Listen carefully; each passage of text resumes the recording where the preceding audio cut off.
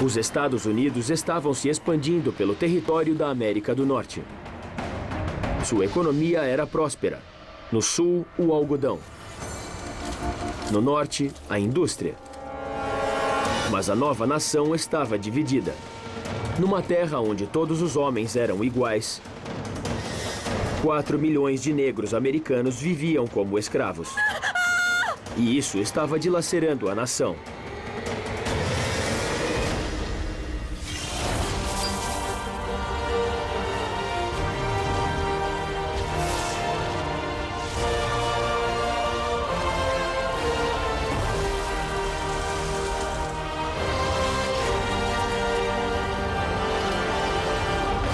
América, a saga dos Estados Unidos. País dividido. Estamos em 1825. Pelo mundo afora, a era moderna nasceu. A Revolução Industrial chegou à América.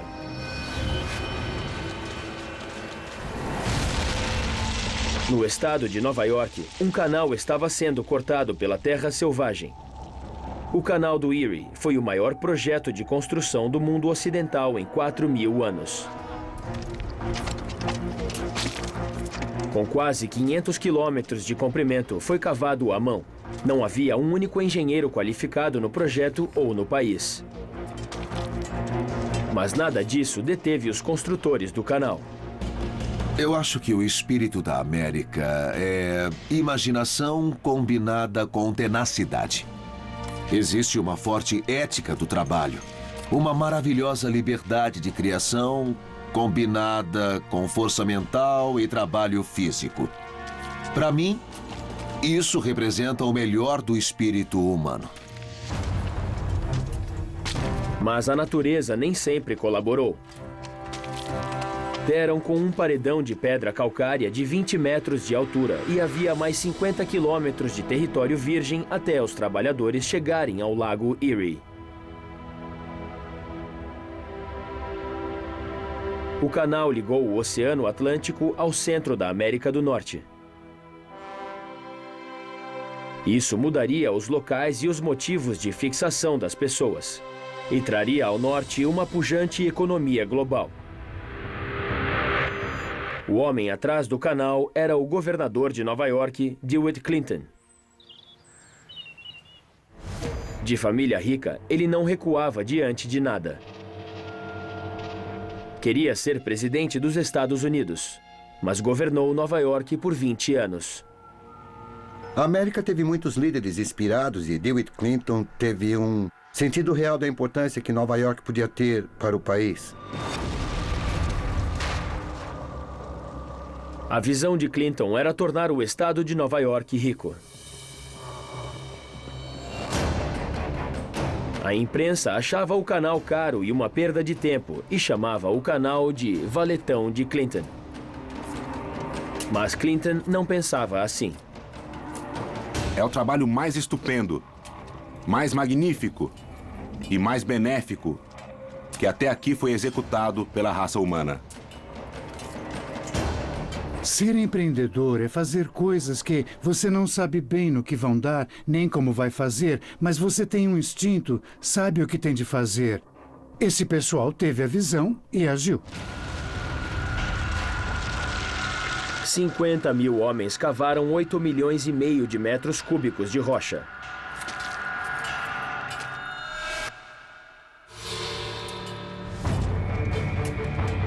Muitos imigrantes irlandeses trabalharam nas equipes. David Gilroy ganhava 5 vezes mais do que em casa, mas o trabalho era perigoso. Só havia um meio de atravessar a escarpa de rocha: pólvora. Uma mistura altamente combustível de nitrato, carvão e enxofre. Em proporções erradas, pode matar.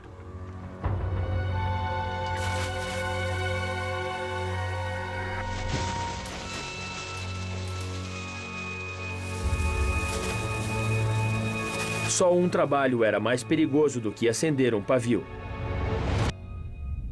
voltar para reacendê-lo.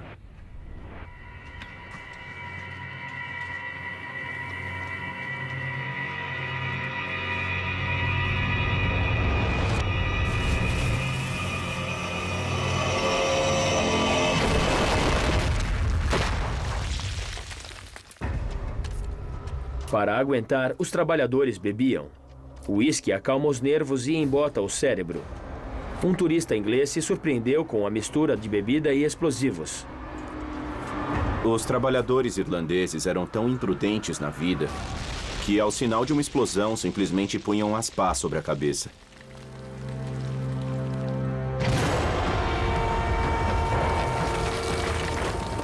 Quando você é criado na América, cresce com histórias de muito trabalho. E houve muitos imigrantes que morreram para construir esse país. Está no nosso sangue, está no nosso DNA como americanos. Não queremos que a vida deles tenha sido em vão. E habitualmente trabalhamos muito mais do que a média. Em 8 anos de escavação, houve quase 1000 mortes. O canal custou mais de 100 milhões de dólares de hoje. O canal foi aberto em 1825. 15 milhões de dólares de bens começaram a fluir por ele a cada ano.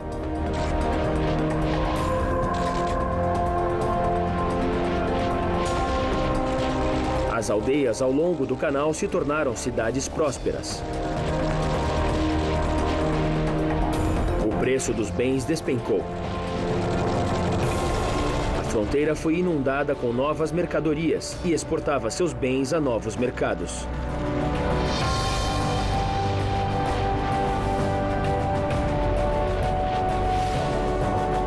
A cidade de Nova York cresceu explosivamente. Wall Street se tornou um centro financeiro global. A cidade quadruplicou de tamanho e se tornou o primeiro porto do país. A explosão comercial criou tanta riqueza que em 1840 inventaram a palavra milionário.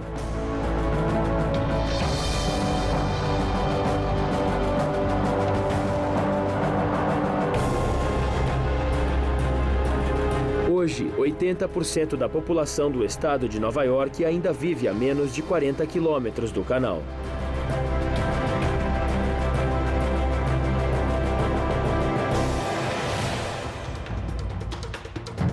Centenas de quilômetros a sul, uma pequena planta criava outro boom econômico: o algodão. Mas sua expansão plantará as sementes da guerra. O algodão tropical se deu bem nos estados do sul da América. Era fácil cultivar suas valiosas e macias fibras.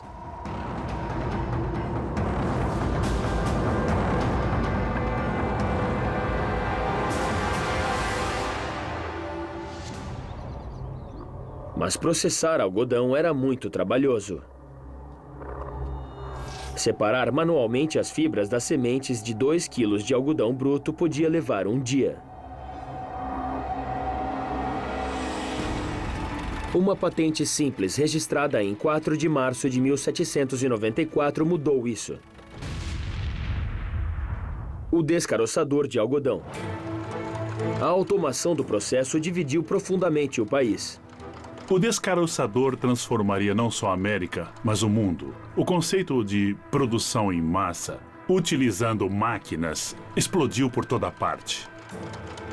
Um trabalhador podia agora processar 50 vezes mais algodão por dia, e a produção se multiplicou no sul.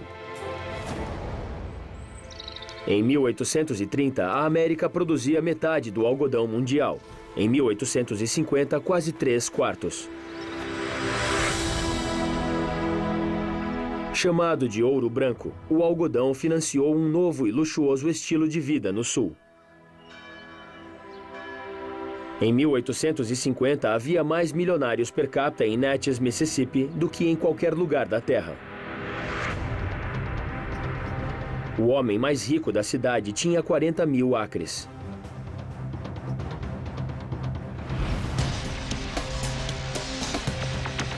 O sul progredia, mas a riqueza se fazia a preço de escravidão.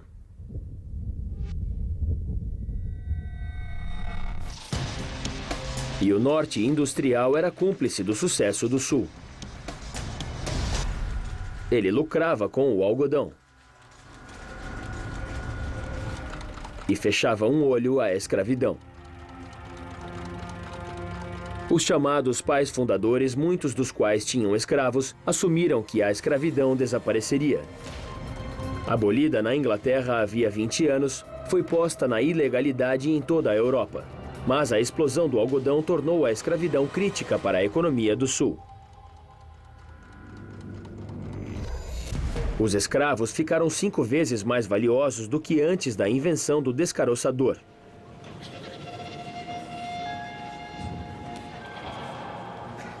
Muitas pessoas não sabem que a escravidão estava em declínio no Sul antes da invenção do descaroçador. Mas quando o descaroçador tornou o cultivo tão prático, as fazendas do Sul quiseram plantar o máximo possível. Mas a superprodução destruía a terra. Então, o algodão foi para o oeste, à procura de solo fértil, levando com ele a escravidão. As forças anti-escravistas do norte queriam manter a fronteira livre. Estava montado o cenário das primeiras batalhas da guerra contra a escravidão.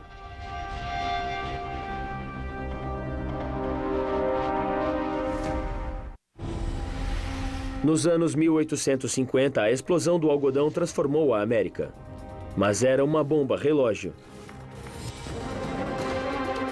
O sul rural plantava o algodão e o norte industrial o transformava em tecido. E os dois lucravam. A explosão foi alimentada por uma nova máquina, o tear de tecido automático. O algodão bruto entrava e tecido pronto saía, tudo no mesmo local. Foi o nascimento da fábrica moderna. Lowell, Massachusetts, foi chamada a cidade das bobinas, uma cidade têxtil. Sua população explodiu de 200 pessoas em 1820 para 20 mil em apenas 15 anos. Mais de 1/3 da cidade trabalhava nas tecelagens e 85% da população eram de mulheres solteiras entre 15 e 25 anos. Harriet Robinson tinha 10 anos quando o pai morreu e foi trabalhar na tecelagem. De repente, me vi indo para lá e para cá em meio às máquinas de fios e carregando uma caixa de bobinas maior do que eu mesma. Era um novo modo de jovens ganharem dinheiro. O salário de Harriet ajudava a sustentar a família. Era a industrialização mudando a vida. As meninas fazem bom uso do dinheiro. Hipotecas são levantadas de propriedades, as casas são pintadas. As meninas ajudam a manter mães viúvas ou bêbados ou pais inválidos. Recebíamos $2 por semana e eu ficava orgulhosa quando era minha vez de recolher a caixa de bobinas.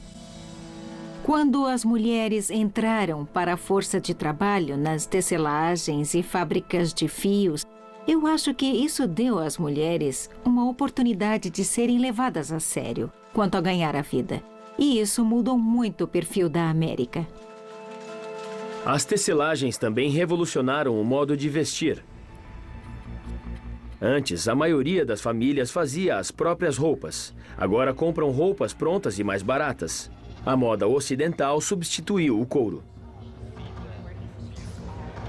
Em 1850, a indústria de roupa masculina era a maior atividade fábril da cidade de Nova York. O que mais me dá orgulho de ser americano é o espírito de produtividade, o otimismo, a ideia de que o mundo não é um lugar ruim, que podemos usar a tecnologia para melhorar a vida. A moda não foi a única inovação saída das tecelagens. A tecnologia usada ali levará diretamente ao Vale do Silício. Os teares foram pioneiros no uso de cartões perfurados para produzir tecidos estampados. Cada furo do cartão mandava o tear usar um fio de cor diferente, uma decisão sim ou não. Era o código binário, base dos modernos computadores. O nascimento do computador começou nas tecelagens. Eu acho que em todo desenvolvimento importante na história da América, a tecnologia teve um papel fundamental. Apesar dos turnos de 12 horas, as fábricas ofereceram um novo mundo de oportunidades às mulheres. Passaram a ler mais, a falar mais e se educar. Ler livros no horário de trabalho era contra as regras, mas tínhamos livros nos aventais e nas cestas. E às vezes colávamos poemas no tear para decorar. E juntas começaram a se fazer ouvir. Em outubro de 1836, as mulheres das tecelagens de Lowell reuniram-se para se organizar. Seu protesto contra a redução de salários foi uma das primeiras greves da história americana. E elas ganharam. O patrão da tecelagem recuou. As jovens mulheres dessa geração se tornaram professoras, escritoras e graduadas de faculdade. Harriet Robinson se tornará uma líder sufragista e fará petições no Congresso pelo direito de voto das mulheres. Suas reuniões secretas eram iluminadas por lâmpadas alimentadas por uma criatura extraordinária.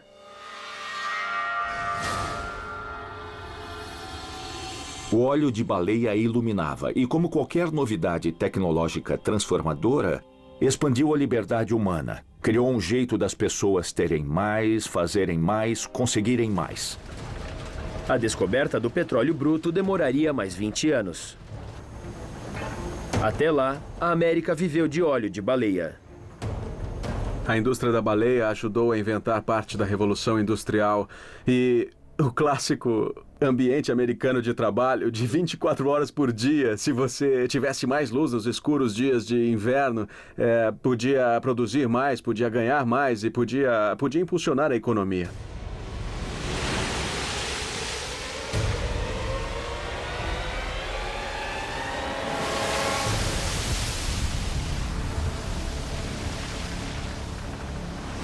A indústria da baleia foi outra explosão econômica. Com até 180 toneladas e com mais de 30 metros de comprimento, uma só baleia podia produzir até 11 metros cúbicos de óleo.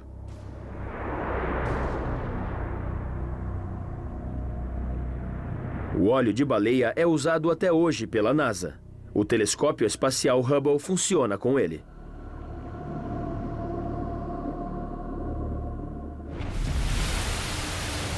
A indústria da baleia se tornou das maiores do norte, faturando 11 milhões de dólares por ano. Mas o custo humano era alto. Metade dos barcos baleeiros era perdido no mar. Poucos homens se arriscavam. Mas foi uma oportunidade para os afro-americanos. 20 mil escravos libertados e foragidos foram para os mares. Força! Força! John Thompson era escravo fugitivo. Tenho família em Filadélfia, mas com medo de ficar lá mais tempo, saí para pescar baleias, onde eu tinha menos chance de ser preso por caçadores de escravos. Força! A igualdade de oportunidades na caça à baleia era única. Força! Aqui, um homem de cor é conhecido e reconhecido como homem e promovido conforme suas capacidades e habilidades em fazer as mesmas tarefas do homem branco. À esquerda! A indústria da baleia oferecia a um ex-escravo como John Thompson possibilidade de ascensão econômica e social, de mobilidade e aceitação. De certa forma, mesmo no norte, esse não era um fato possível para os negros. Força! O homem da observação gritou: "Lá está ela!" Mas havia 4 baleias à vista, a não mais de 1000 metros de distância. Vamos pra lá! Os baleeiros usavam arpões de último tipo, inventados pelo ex-escravo Lewis Temple. A caça podia levar horas. A baleia só pode ser morta se atingida embaixo da nadadeira, que é um trabalho de habilidade e prática. Um monstro, terrível em sua fúria, capaz de reduzir o barco a pedaços com um só golpe de cauda. Mas até os perigos do mar eram preferíveis ao horror da vida de escravo. E uma terrível punição esperava qualquer escravo que se arriscasse a fugir.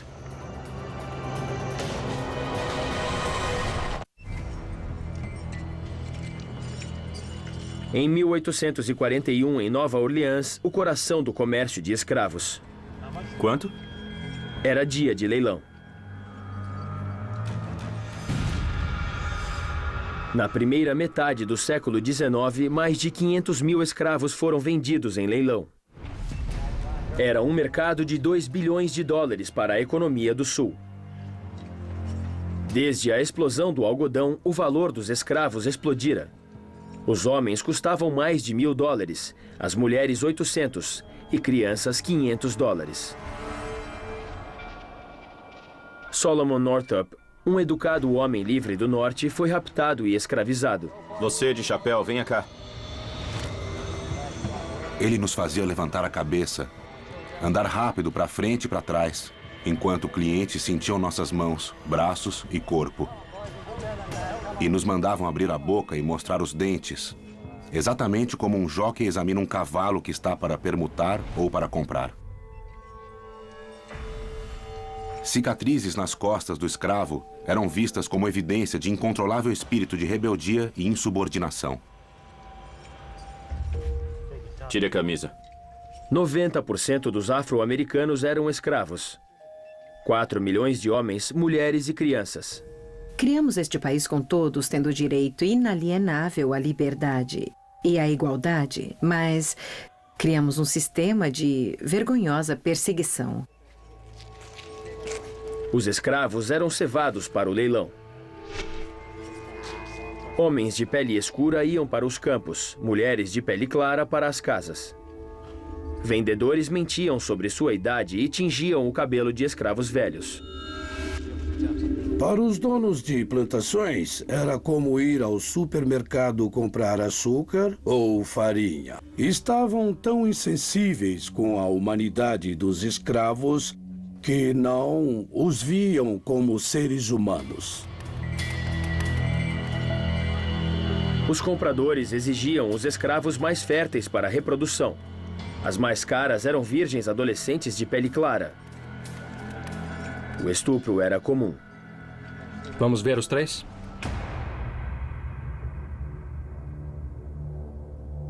Eliza ia ser vendida com os 2 filhos, Emily e Randall. Na Louisiana, era ilegal separar crianças de menos de 11 anos dos pais. Aquele. Vem cá, menino. Mas acontecia o tempo todo. Deixa eu ver os dentes. 140 anos é muito pouco no contexto da história. Então, para mim, é difícil crer que os negros não tinham direitos, que não eram tratados como humanos, eram tratados como animais. Por favor, não. Vá até ali. Rápido. Não. Minha vida. Minha vida. Não. Mais de metade das vendas em leilão separavam uma família. Você já teve 8 anos. Pensar em ser separado de sua mãe e de seu pai e ser vendido e nunca mais vê-los é um horror, é uma coisa terrível. Mas isso aconteceu em todo o Sul até o fim da escravidão. Minha oferta final. 700 por aquele homem. Certo. 900 por aquele. A mulher ali, $700. Por favor, meu filho, não! Vamos. Não! Vamos! Não! Já vi mães beijarem pela última vez o rosto de seus filhos mortos. Mas nunca vi mostra de maior desespero do que quando Eliza foi separada dos filhos. Vamos embora, vamos.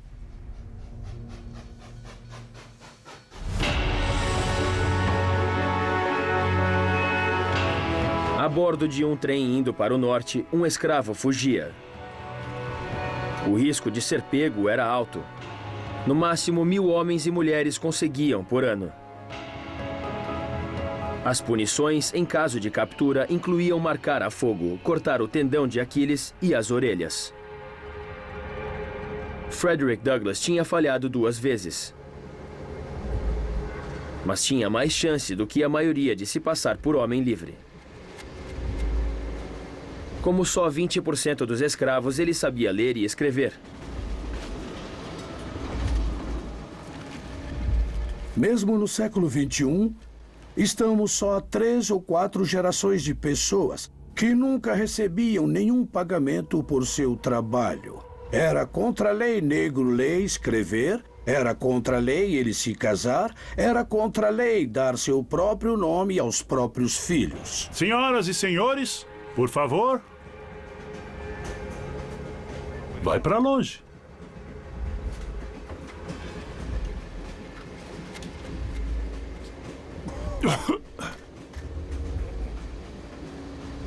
Bilhete? Americanos negros deviam portar documentos provando que eram livres ou a quem pertenciam.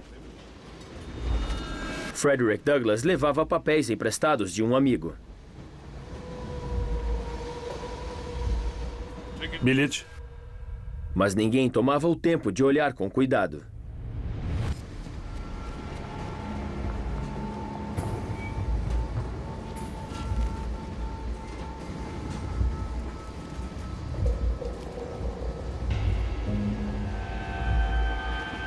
Todo o meu futuro dependia da decisão do cobrador.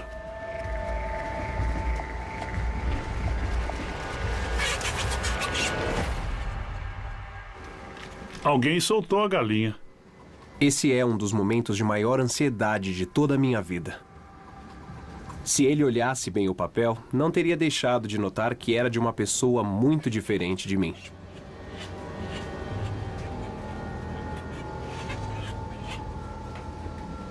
Frederick Douglass conseguiu chegar em Nova York em liberdade.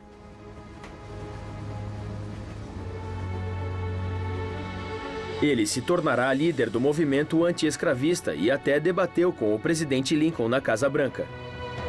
Douglass será o negro mais famoso de sua época.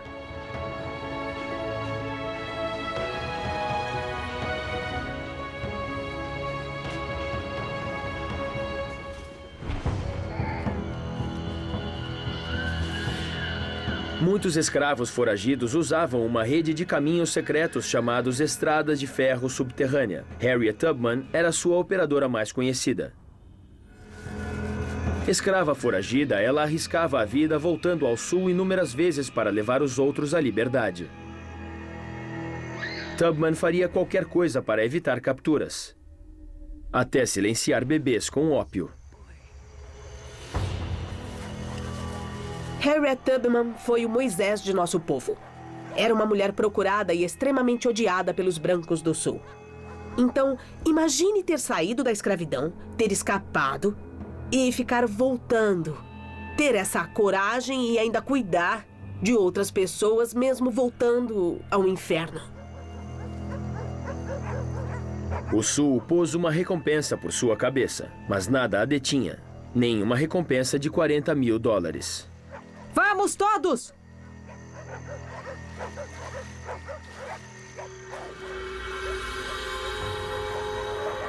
Vamos! Mexa-se ou morre!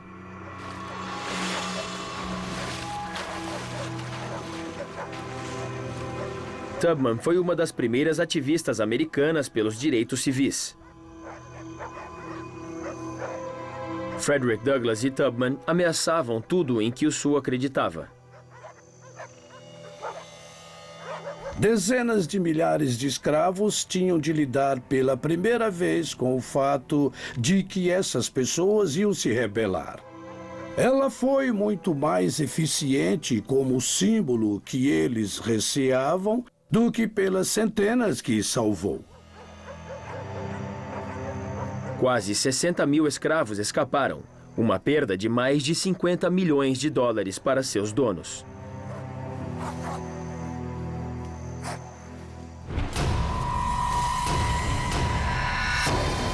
E a crescente oposição à escravidão quer dizer que o Sul terá de lutar para manter seu estilo de vida. A batalha pela alma de uma nação tinha começado.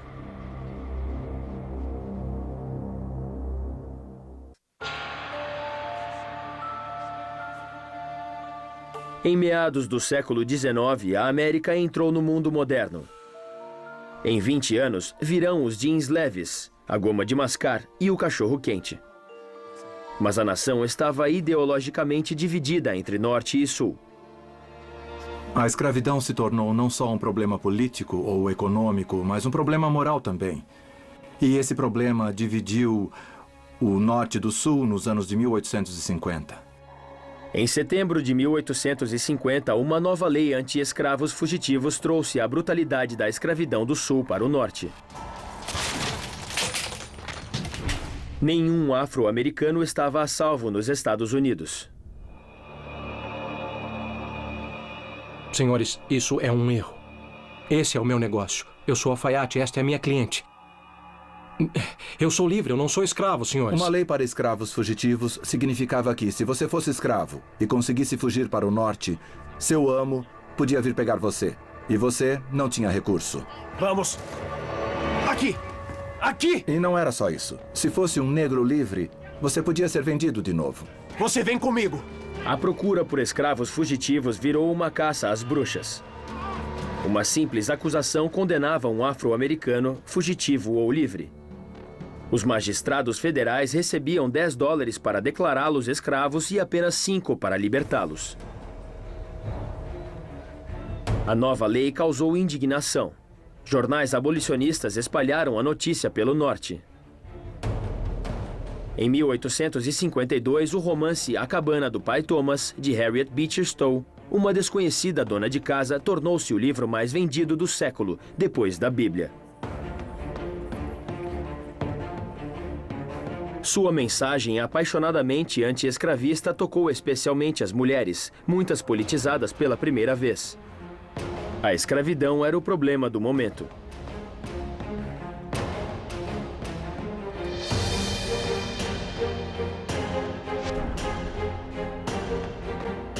O Norte começou a ver as intenções. Não queriam manter a escravidão só no Sul, queriam levá-la para o Oeste e fazer dos Estados Unidos um país escravagista.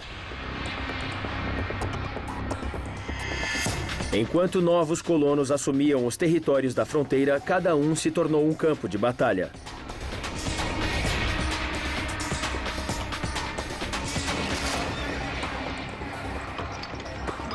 No Kansas, um protesto pacífico degenerou em violência.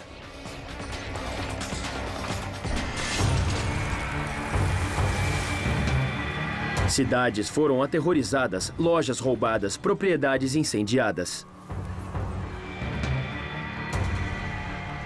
Nem o norte nem o sul recuaram.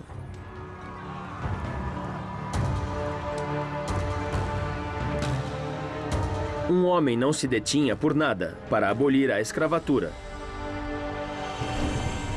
John Brown se tornou um herói popular do norte e um terrorista para o sul. Ele se dizia um instrumento eleito por Deus, e nada o detinha na defesa de sua causa.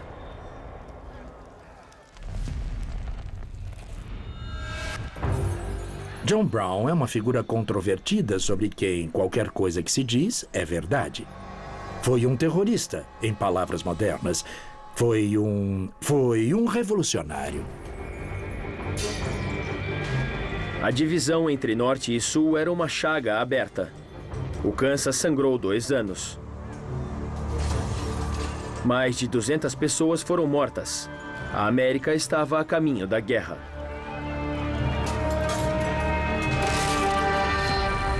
A América foi construída sobre uma série de falhas e uma delas, claro, foi a escravidão e a liberdade. E essa falha tinha de ser enfrentada. No sul, a escravidão era um estilo de vida, mesmo para quem não tinha escravos. Forças anti-escravistas do norte ameaçavam o que muitos encaravam como seu direito. Ainda em muitos lugares da América, o grande orgulho de ser sulista e confirmar a atitude sulista original. Acho que se agarravam à ideia de que a escravidão era um direito e um estilo de vida, mas é uma mancha na nossa história. A irritação no sul crescia a cada dia. O norte se dizia moralmente superior, mas também enriquecia com o algodão. Todo mundo concordava que uma crise estava em curso. Nem todos sabiam que a crise podia evoluir para uma guerra civil, mas todos entendiam que um acerto de contas entre o sul escravagista e o norte livre ia acontecer. Em outubro de 1859, as ações do radical abolicionista John Brown fizeram a crise crescer. Ele planejou levar a luta ao coração do sul e preparou a captura do arsenal de Harper's Ferry, Virgínia.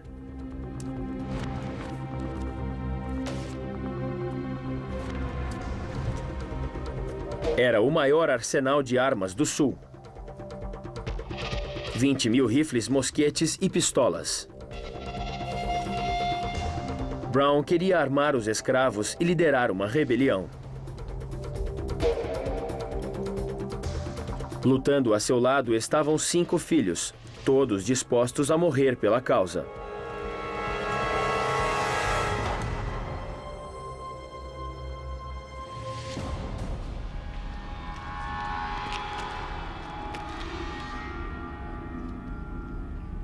O arsenal não era muito vigiado. Entrar foi fácil.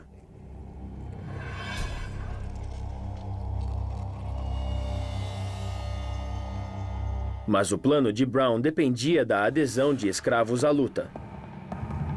Ele precisava de um pequeno exército para carregar tantas armas. Sem o reforço de escravos, a missão era suicida. Quando a notícia se espalhou, as pessoas da cidade atacaram o arsenal. Nenhum escravo sequer seguiu Brown e seus homens. Apanhado, foi forçado a fugir. Quero libertar todos os negros do estado. Tenho a posse de armas americanas. E se os cidadãos interferirem comigo, a cidade será queimada e sangue derramado.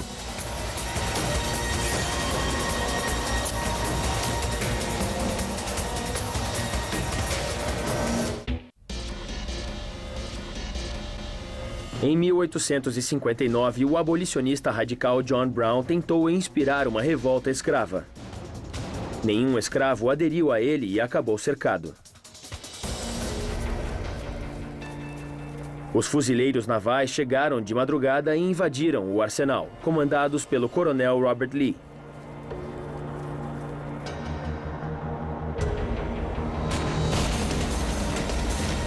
Brown e seus homens decidiram lutar.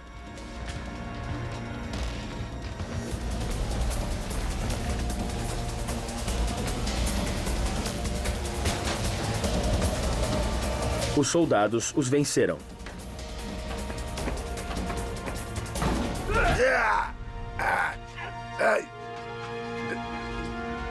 Mas isso foi só o começo da luta contra a escravidão. John Brown sobreviveu e foi capturado. Mas seus filhos morreram. Seu julgamento comoveu o país. Acusado como criminoso, ele pôs a escravidão em julgamento. Brown foi condenado por traição e sentenciado à morte. Um terrorista no sul, um mártir no norte. Foi executado em 2 de dezembro de 1859. Enquanto o país se preparava para eleições presidenciais em 1860, muitos temeram pela sobrevivência da nação. Eu, John Brown, tenho certeza agora de que os crimes desta terra culpada só poderão ser purificados com sangue. Em Chicago, em 18 de maio de 1860, um improvável candidato venceu a indicação para a presidência pelo Partido Republicano. Abraham Lincoln só era conhecido por ter perdido 2 eleições para o Senado. Lincoln odiava a escravidão, mas estava desesperado para manter a nação unida. O que eu admiro em Lincoln são suas convicções. Ele foi muito fiel a elas numa época em que não era popular ser desse jeito, especialmente se tratando de negros. Ele foi bem fiel às suas convicções.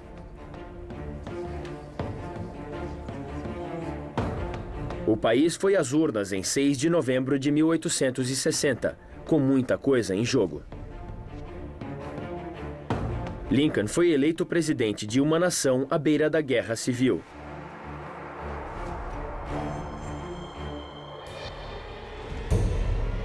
Vamos! Vamos queimar esse homem! Convencidos de que ele aboliria a escravatura, o Sul se rebelou e os estados sulistas ameaçaram deixar a União.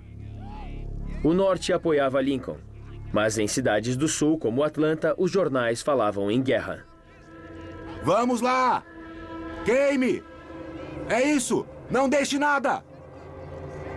Que as consequências sejam quais forem. Que o Potomac se tinja de sangue humano e a Avenida Pensilvânia fique atapetada de corpos mutilados. Mas o Sul jamais se submeterá à humilhação e degradação representados pela posse de Abraham Lincoln. O Sul sabia que Lincoln ia vencer e que seria simplesmente uma questão de tempo antes de haver uma secessão. O Sul não queria ser parte da União com Lincoln na Casa Branca. Mas enquanto se preparava para assumir, Lincoln estava determinado a evitar a Guerra Civil.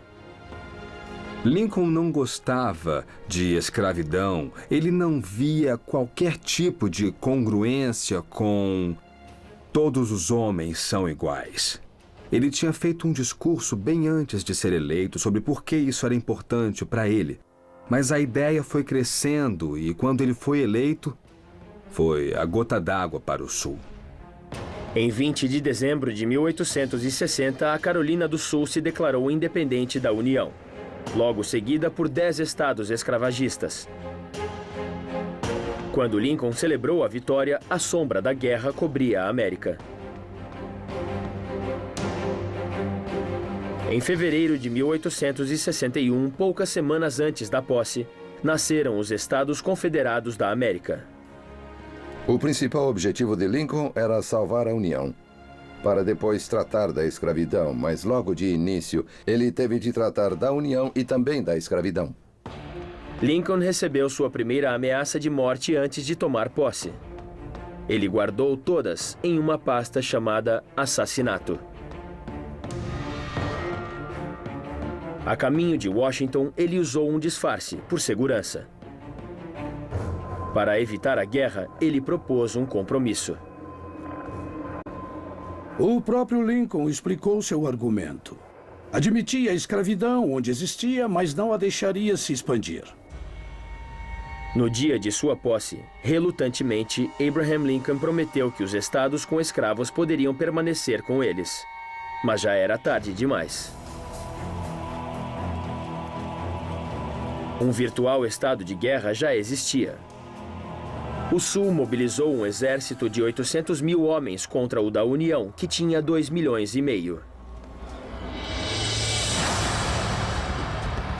5 semanas depois, aconteceram os primeiros tiros entre os estados.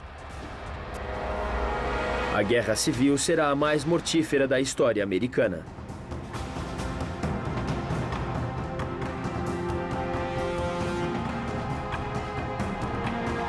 Nos 4 anos seguintes, mais vidas serão perdidas do que em todas as outras guerras americanas somadas.